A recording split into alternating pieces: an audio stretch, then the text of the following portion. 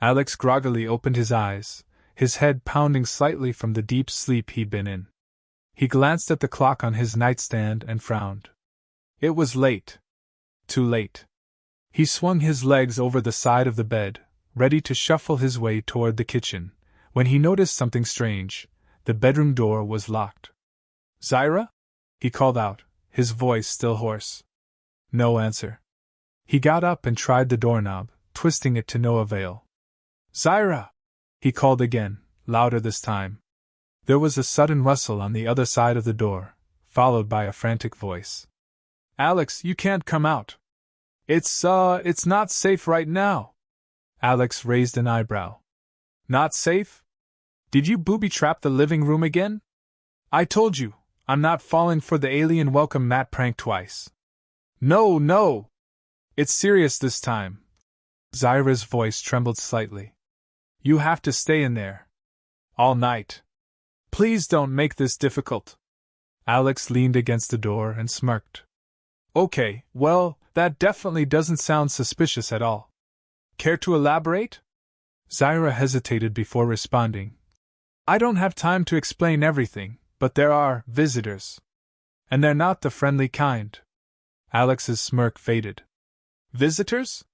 What, like the space Jehovah's Witnesses?" "No, worse. Way worse," Zyra hissed. They're after something. Something that only you have." Alex blinked. "Something I have? Zyra, I'm pretty sure the only thing I have that's unique is my unmatched ability to binge-watch entire seasons of shows in one sitting. It's not a skill, Alex. It's your genetic material." Silence hung in the air for a long moment before Alex burst out laughing. "Oh my God! You've got to be kidding me. That's what this is about. My genes? I'm flattered, really. I didn't know the galaxy had a sperm bank shortage." "It's not funny," Zyra snapped. "If they find you, they'll—" She stopped mid-sentence, her voice dropping to a whisper. "They'll extract it by force." Alex's laughter abruptly stopped. "Wow. Okay. That's dark. And weirdly specific. Why would aliens even want human DNA?" Zyra groaned. "It's complicated. Your species is uniquely adaptable. And very efficient." Alex snorted. "Efficient? What does that even mean? Like I'm good at multitasking? It's hard to explain in your terms," Zyra said, exasperated. "Just trust me, they'll do anything to get their hands on you. Or, other parts of you." Alex pinched the bridge of his nose. "Let me get this straight. You've locked me in here because there are aliens prowling around, trying to steal my DNA. And your plan is for me to just sit tight and wait it out?" "Yes. Exactly," Zyra replied, relief in her voice. "I knew you'd understand." "Oh, I understand all right," Alex muttered. "I understand that this is officially the weirdest conversation I've ever had. And I once argued with a vending machine about whether a pack of gum was worth $3. You're not taking this seriously," Zyra snapped. "Do you have any idea what they'll do if they find you?" "Let me guess," Alex said dryly. "They'll whisk me away to some alien lab, strap me to a table, and make me their personal gene fountain." Zyra was silent for a moment. "Actually, yes. That's pretty accurate." Alex stared at the door in disbelief. "You're kidding." "I wish I was," Zyra said, her voice grim. "They're ruthless. And very thorough." Alex groaned and ran a hand through his hair. "Okay, fine. Let's say I believe you. What am I supposed to do in here all night? Twiddle my thumbs while you play space bodyguard?" "I'm doing this for your own good," Zyra insisted. "And don't worry, I've got everything under control. Just stay put." Alex sighed. "Right. Sure. Stay put. No problem. It's not like I had plans to go anywhere tonight." He paused, then added, "Oh wait, I did. To the fridge. For a sandwich." "You can survive one night without a sandwich," Zyra snapped. "That's easy for you to say," Alex shot back. You're not the one trapped in a room with nothing but questionable decor and a growing sense of existential dread. I don't have time for your sarcasm right now, Zyra hissed. Just stay quiet and don't do anything stupid. Define stupid, Alex muttered under his breath. Zyra didn't respond, and Alex sighed again, leaning his head against the door. This is officially the worst lockdown I've ever experienced, he muttered. And that's saying something. From the other side of the door, Zyra's voice came again, quieter this time. Thank you, Alex. I promise, I'm doing this to keep you safe. Alex shook his head, a wry smile tugging at his lips despite himself. Yeah? You better be right about this, Zyra. Because if you're not, I'm billing you for the therapy I'll need after this. Alex sat on the edge of his bed, staring at the locked door as muffled sounds echoed faintly from outside. The occasional metallic thud and alien screech set his nerves on edge, though he tried to play it cool. He glanced at the window, the faint glow of distant city lights filtering through. His stomach growled. So this is it? Alex called out. I'm supposed to just sit here all night while you handle whatever the hell is going on out there. Yes, Zyra's voice replied, clipped and tense. For the 100th time, yes. Stay put, stay safe, and stay quiet.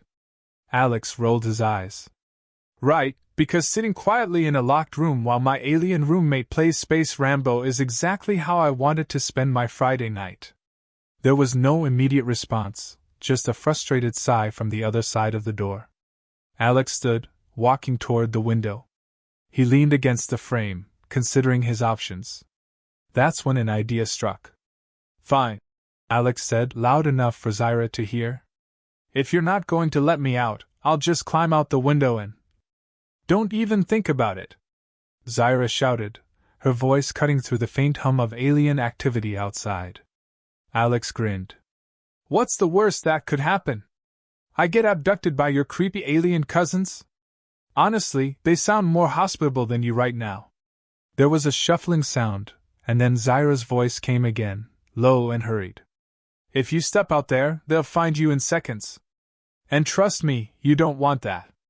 Do you have any idea what they'll do if they catch you? Alex leaned back, arms crossed. Let me guess. A probing? Worse, Zyra hissed. They'll strap you down and extract every ounce of genetic material you have until there's nothing left. And they won't even buy you dinner first. Alex blinked. Wow. That's dark. And weirdly specific. Is this a normal thing for your species, or are you guys just having a really bad day? It's not my species, Zyra snapped, clearly offended. I'm trying to protect you from them. You could show a little gratitude, you know. Gratitude? Alex repeated, incredulous. You locked me in my own bedroom and told me I'm basically a walking genetic smoothie for alien kidnappers. What exactly am I supposed to be grateful for? For not being dead yet, Zyra shot back, her tone sharp. You have no idea how much trouble I've gone through to keep you safe. Alex sighed, rubbing the back of his neck. Okay, fine. I'll bite. Why exactly are they so interested in me? What makes me so special? There was a pause, and then Zyra's voice came, hesitant. Humans have a unique genetic adaptability. It's rare. Coveted. You can survive in conditions most species can't, and you reproduce, efficiently. Alex raised an eyebrow. Efficiently? That's a weird way to compliment someone's. It's not a compliment, Zyra interrupted, clearly exasperated. It's biology. You're a resource to them, Alex. A very valuable one. Alex shook his head, pacing. Great. So I'm space cattle. Fantastic. This just keeps getting better. Another metallic thud echoed from somewhere outside, louder this time. Alex froze, glancing at the door. Zyra? What was that? They're getting closer, she said, her voice tight. Stay away from the door. If they get in. What? Alex prompted. They'll milk me for all I'm worth? Zyra groaned. I hate that you're making jokes about this. Do you ever take anything seriously? Not when I'm being hunted by space pirates for my apparently A+ genetic material, Alex replied, his tone dry. I cope with humor. Deal with it. There was another pause, and then Zyra's voice softened slightly. I'm sorry, Alex. I know this isn't fair. But I swear, I'm doing everything I can to keep you safe. Alex leaned against the wall, staring at the ceiling. Yeah, well, next time, maybe give me a little heads up before the whole lockdown for your own good thing. I like to know when I'm about to become the galaxy's most wanted. Zyra chuckled faintly, though it was strained. Noted. Assuming we survive the night, I'll take that into account. Big assumption. Alex muttered, closing his eyes. You sure there's no way out of this? No plan B? Plan B is not getting caught, Zyra said firmly. Now stop asking questions and trust me. Alex opened his eyes, staring at the door. Despite everything, he found himself smiling faintly. You know, for someone who locked me in my room, you're surprisingly endearing. Flattery won't get you out of this, Zyra replied, though there was a hint of amusement in her voice. Didn't think it would, Alex said, settling back onto the bed. But it doesn't hurt to try. Alex sat on the edge of his bed, his legs bouncing with nervous energy. The faint, guttural growls and heavy footsteps outside the door weren't helping his already frayed nerves. He glanced at the window again, weighing his chances of slipping out unnoticed. The sounds outside suggested that, unnoticed, wasn't an option. Zyra, any updates on your master plan, or are we just riding out the apocalypse in awkward silence? He called out.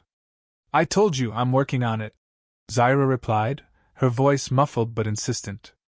Stop distracting me. This is delicate. Right, sorry, Alex said. I'll just sit here quietly and hope the intergalactic burglars lose interest in stealing my DNA. No pressure. There was a long pause before Zyra spoke again, this time sounding more frustrated. You don't understand how dangerous they are. They're ruthless, Alex. If they even get a hint you're in here, they won't stop until they've torn this place apart. Comforting, Alex muttered. He leaned back against the wall, staring at the ceiling.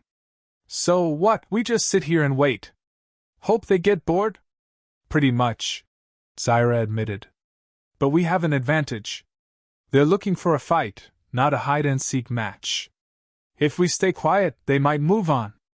Alex frowned, not entirely convinced. And if they don't? Zyra hesitated. Then we improvise. Fantastic. Love a good improv plan, Alex said dryly. Nothing says well thought out like panicking at the last second. Another heavy thud reverberated through the walls, closer this time. Alex froze, his heart racing. Zyra? That didn't sound like they're losing interest. They're searching the other units, Zyra said, her tone tight. They'll check here eventually, but I've locked down the main entrance. They'll need time to breach it. Time we're using to, what exactly? Alex asked. Preparing a contingency, Zyra said cryptically. Alex groaned. If your contingency involves me doing anything other than sitting here, I'm going to need a lot more details. Zyra sighed audibly. Fine. If they get in, I'll activate a pheromone disruptor. It should confuse them long enough for us to escape. Alex raised an eyebrow. Pheromone disruptor? That's a real thing? Yes, it's a real thing, Zyra snapped. And it works. Mostly. Mostly? Alex repeated. That's not reassuring. It's better than nothing, Zyra said. And it's not like we have a lot of options. Another sound, a metallic screech, cut through the tension. Alex sat up straighter, his pulse quickening. Zyra? Pretty sure they're not just poking around anymore. Zyra cursed under her breath. They've found the secondary access point. That's not ideal. Not ideal? Alex echoed. What does that mean? Are they getting in or not? Not yet, Zyra said quickly. But they're persistent. I'll need to reinforce the barrier. And how do you plan on doing that from out there? Alex asked. There was a pause before Zyra responded. I don't. I'll need to come in. Alex blinked. Wait, what? You're coming in here? Yes, Zaira said. It's the safest place right now, and I need access to the pheromone disruptor. It's in your room. Alex frowned. Why is it in my room? Because I didn't think we'd need it, Zaira snapped. Now hold on. I'm unlocking the door. Before Alex could respond, the door clicked, and Zaira slipped inside, her tall, glowing form looking both imposing and frazzled. She quickly locked the door behind her, turning to face Alex with a determined expression. Okay, Zaira said, her voice low. Here's the plan. If they breach the main entrance, we deploy the disruptor and make a run for the emergency hatch. Emergency hatch? Alex asked, confused. Where the hell is that? Zaira pointed toward the floor. It's under your bed. Alex stared at her. There's an emergency hatch under my bed? How have I lived here for 6 months and not known that? You don't exactly have the best observational skills, Zaira said flatly. Now, help me find the disruptor. Alex muttered under his breath as he knelt down, searching through the clutter under his bed. I feel like I should be insulted, but you're not wrong. Less talking, more searching, Zaira said, crouching beside him. It's a small device, about the size of what's the word? A tablet. Great, Alex said, sifting through the mess. Just looking for a glowing alien gizmo in the middle of my junk pile. Totally normal.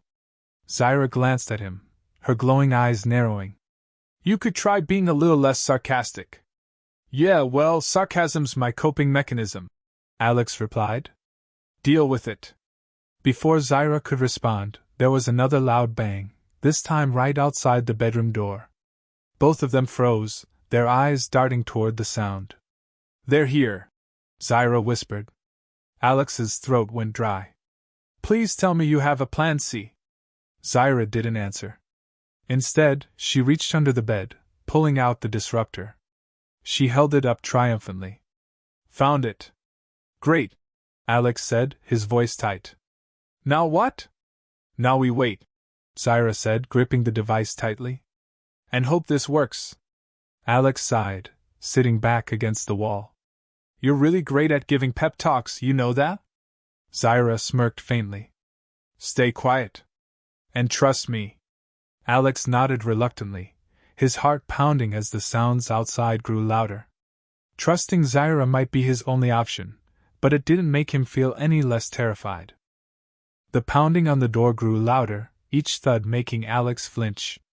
Zaira stood by the bed, her glowing form tense as she adjusted the disruptor in her hands. The faint hum of the device filled the room, a sound Alex found both oddly soothing and terrifying. How exactly is this thing supposed to work? Alex asked, his voice low. Zaira glanced at him. It emits a concentrated pheromone signal that scrambles their sensory systems. Think of it as sensory overload. Scrambles their senses?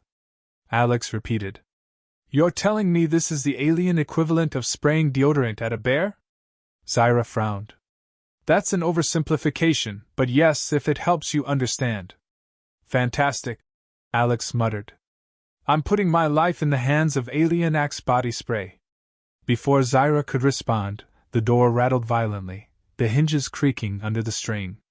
A low growl came from the other side, followed by a series of clicks that sent a shiver down Alex's spine. They're trying to override the lock, Zaira said, her tone grim. We're running out of time. Great, Alex said. And what's Plan C again? Zaira shot him a look. Plan C is not letting them in.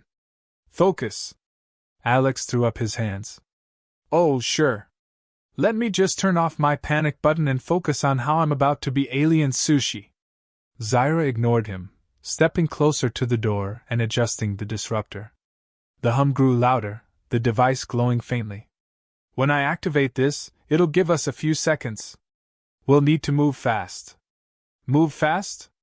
Alex asked, his voice rising slightly. Move fast to where? We're locked in a bedroom with no exit. There's the emergency hatch, Zaira reminded him. Right, Alex said, glancing at the bed. The hatch under my bed that you conveniently forgot to mention until now. I didn't forget, Zaira said sharply. It just wasn't relevant until it was. Alex shook his head, muttering under his breath. Unbelievable. I'm going to die because my roommate has a terrible sense of timing. Another loud bang interrupted him, the door buckling slightly under the force. Zaira stiffened, her glowing skin pulsing faintly. Get ready. When I say go, you head for the hatch. Got it, Alex said, crouching near the bed. His heart was racing, adrenaline pumping through his veins. He glanced at Zaira, who was gripping the disruptor tightly, her expression unreadable. The door groaned under another impact, and Zaira raised the disruptor. Now! Alex didn't hesitate. He lunged for the bed, yanking it aside to reveal the hatch. It was small, barely big enough for a person to squeeze through. He fumbled with the latch, his fingers trembling as Zaira activated the disruptor. A blinding pulse of light filled the room, accompanied by a high-pitched whine. Alex winced, covering his ears as the noise echoed around them. Through the haze, he could hear the alien creatures outside screeching, their guttural growls turning into panicked cries. Move! Zaira shouted, her voice cutting through the chaos. Alex yanked the hatch open, staring down into the dark tunnel below. You sure this leads somewhere safe? Safer than here, Zaira snapped. She grabbed his arm, practically shoving him toward the opening. Go! Without another word, Alex slid into the hatch, his body scraping against the narrow walls. The air was cool and damp, the faint smell of metal and earth filling his nostrils. He landed with a thud, glancing up to see Zaira following close behind. The hatch slammed shut above them, cutting off the light from the bedroom. For a moment, they were plunged into darkness, the only sound their ragged breathing. Okay, Alex said, his voice shaky. I'm officially adding this to my list of worst nights ever. Zaira didn't respond immediately. She was busy adjusting a small device on her wrist, the faint glow illuminating her determined expression. The tunnel leads to a maintenance hatch outside the building. We can escape from there. Escape?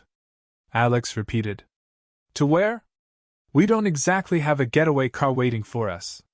One problem at a time, Zaira said. Right now, we just need to get out of here. Alex sighed, rubbing his temples. You're really good at this whole vague instructions thing, you know that? Stop complaining and move, Zaira said, pushing past him.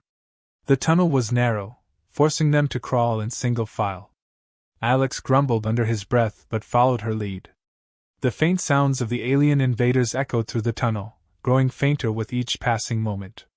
Alex's heart began to slow slightly, the adrenaline fading into exhaustion.